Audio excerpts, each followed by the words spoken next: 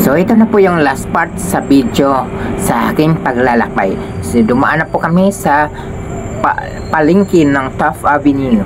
Ayan, so medyo ma-traffic dito pag ganitong oras. Ayan, kunting tiis na lang, malapit na kami makarating sa paroroonan.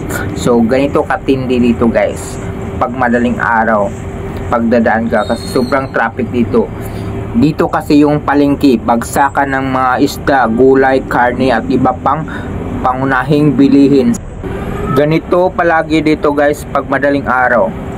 Kung saan kasing mga tao pumunta dito. Ang dami kasing dumadayo dito dahil sa sobrang mura ang mga bilihin. Dahil bagsakan nga ito sa Taft Avenue. So ayan guys, medyo nakaluwang-luwang natin sa traffic. Ayan. So naka-green light na, naka-green light.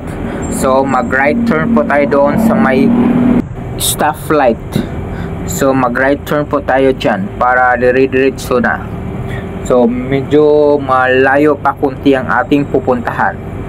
Pero tis-tis na lang, malapit na matapos ang ating unang booking sa gabing ito.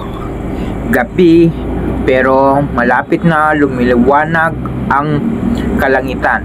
Nagpakita na yung sinag ng araw. Nagparamdam na yung init. So ayan guys, dito na tayo, dire-diretso lang po tayo dito. Ito yung daan papauwi sa ating pasahero. Ayan. So ba't kaya mahilig sila magpa-high beam ng mga motor? Talagang nasa ibabaw yung ilaw nila, hindi na lang nilagay sa mababa. Talagang gusto pa nilang sisilawan yung kasalubong nila. So yan guys, oh, talagang mabubulag ka talaga pag nasa ibabaw yung MDL, nakatutok sa ibabaw. So yan, ito yan gumagamit ako ng MDL pag madilim talaga yung kalsada. Pero pag meron namang stop, mga street light, hindi ako gumagamit ng MDL kasi hindi pa naman ako bulag para gumamit ng MDL na light na yan. So kailangan pa ba na talagang gagamitan natin ng MDL pag sobrang liwanag ng kalsada? Hindi na ako gumagamit ng ganun guys pag sobrang liwanag kasi makikita ko pa naman yung mga daanan.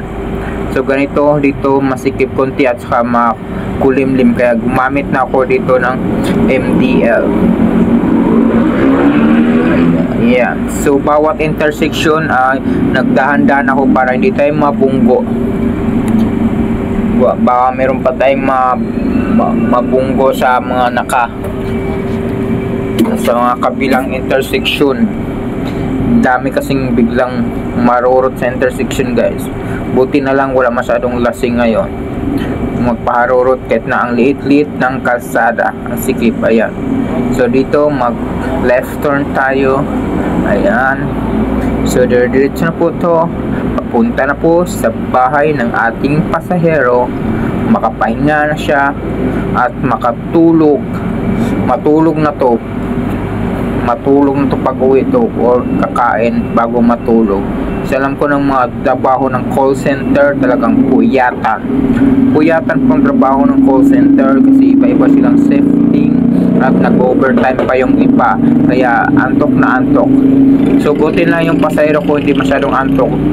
Alam ko naglaan to ng mahabang oras sa kanyang pagtulog kaya hindi siya inaantok sa pagbiyahe.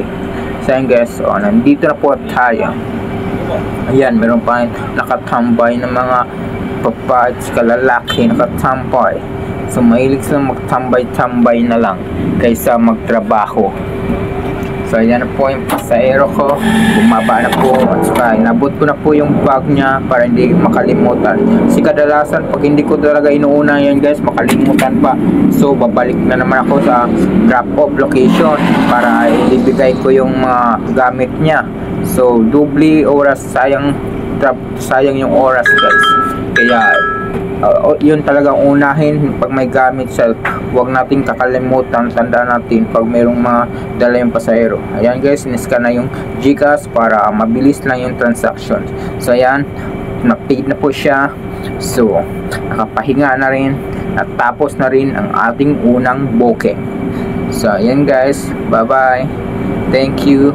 Ingat ma'am. Maraming salamat sa iyong pagtangkilik sa Joyride. Sana mapalain po kayo, may kapal. Maraming salamat sa inyo guys sa mga nanood.